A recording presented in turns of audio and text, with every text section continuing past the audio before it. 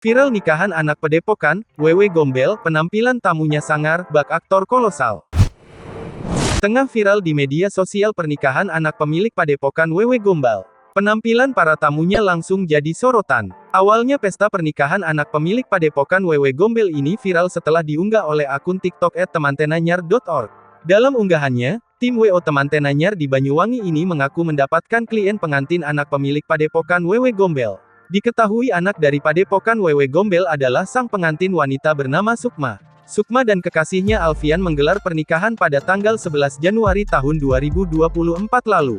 Sebagai putri dari pemilik Padepokan Wewe Gombel, maka tak heran jika Sukma menerima beberapa tamu dari rekan sang ayah. Dan benar saat para tamu ayahnya mulai berdatangan, tamu yang lain pun dibuat syok. Bagaimana tidak, tamu ayah Sukma ternyata mulai dari ustaz, kiai hingga orang pintar. Penampilan mereka pun sukses mencuri perhatian publik. Tamu-tamu istimewa di pernikahan Sukma ini layakinya para aktor di drama kolosal. Ada yang mengenakan jarik lengkap dengan belangkon di kepala. Tak lupa ia memakai aksesoris cincin-cincin besar dan kalung layaknya seorang dukun.